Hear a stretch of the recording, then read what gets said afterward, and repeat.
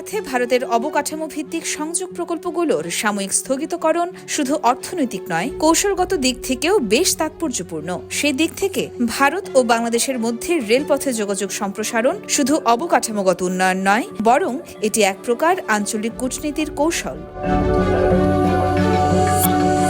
এই প্রকল্পগুলোর মাধ্যমে ভারত তার উত্তর পূর্বাঞ্চলের 7টি রাজ্যকে মূল ভূখণ্ডের সাথে যুক্ত করতে চেয়েছিল, যার মাধ্যমে সংকীর্ণ ও কৌশলগতভাবে ঝুঁকিপূর্ণ শিলিগুড়ি করিডোরের উপর নির্ভরতা কমানো যায়।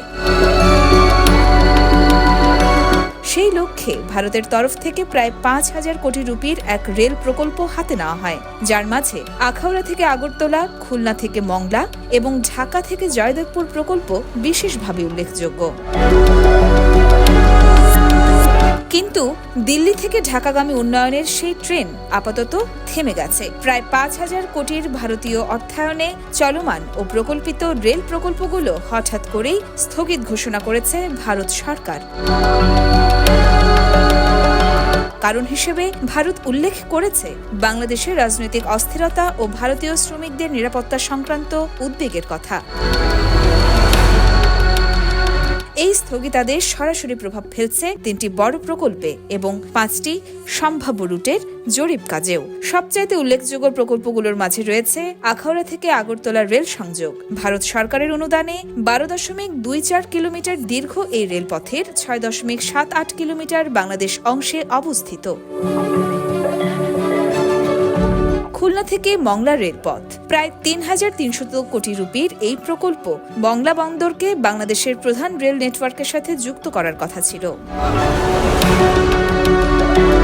ঢাকা থেকে টঙ্গী, টঙ্গী থেকে জয়দেবপুর রেল সম্প্রসারণ প্রায় 1,600 কোটি রুপির এই প্রকল্প ভারতের এক্সিম ব্যাংকের সহায়তায় চলছিল, তবে এর অগ্রগতি আশানুরূপ ছিল না। ভারত এই সিদ্ধান্তকে নিরাপত্তাজনিত একটি সাময়িক ব্যবস্থা হিসেবে ব্যাখ্যা করলেও এর কূটনৈতিক বার্তা বেশ স্পষ্ট, আর তা হল রাজনৈতিক স্থিতিশীলতা ছাড়া ভারত বাংলাদেশ যৌথ উন্নয়ন এগোবে না। চিকেন স্নেকে বিকল্প খুঁজছে দিল্লি। দিল্লি থেকে ঢাকা রেল সংযোগের মূল উদ্দেশ্য ছিল বাংলাদেশের ভেতর দিয়ে বিকল্প পথ ব্যবহার করে ভারতের উত্তর পূর্বাঞ্চলের রাজ্যগুলোকে মূল ভূখণ্ডের সাথে যুক্ত করা। এখন সেই উদ্যোগ থেমে যাওয়ায় দিল্লি তাকাচ্ছে ভুটান ও নেপালের দিকে।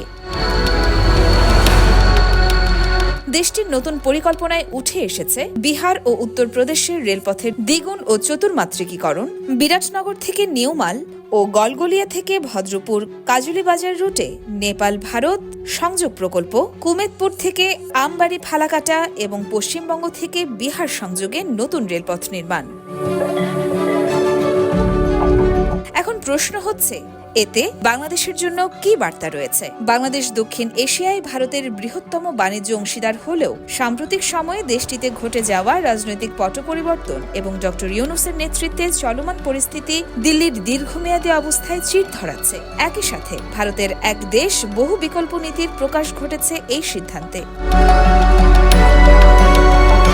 মূলত প্রকল্পগুলোর স্থগিতাদেশ বাংলাদেশের জন্য একাধিক মাত্রায় অস্বস্তিকর। একদিকে ভারতের সহায়তায় গড়ে ওঠা পরিকাঠামো প্রকল্পগুলো বাংলাদেশে কর্মসংস্থান, পণ্য পরিবহন, বন্দর ব্যবস্থাপনা এবং অভ্যন্তরীণ লজিস্টিক ব্যবস্থায় উন্নয়ন আনতে পারত। মংলা বন্দরকে খুলনার মাধ্যমে যুক্ত করার প্রকল্প, যেটির মাধ্যমে বাংলাদেশ নিজেই ভারতের কিছু পণ্য পরিবহনের মাধ্যমে রাজস্ব অর্জন করত, তা এখন অনিশ্চিত। অন্যদিকে ভারতের এই সিদ্ধান্ত ঢাকার প্রতি একটি সুস্পষ্ট বার্তা দেয়। সম্পর্ক যদি কৌশলগত স্বচ্ছতা ও স্থিতিশীলতার পথে না চলে, তবে বিকল্প পথ খোলা আছে। অপরদিকে এটি বাংলাদেশে চীনা প্রভাব বৃদ্ধির আরও একটি সুযোগ তৈরি করতে পারে, বিশেষ করে অবকাঠামো খাতে। ইয়র্মা শায়ের জাহান, দেশকাল নিউজ।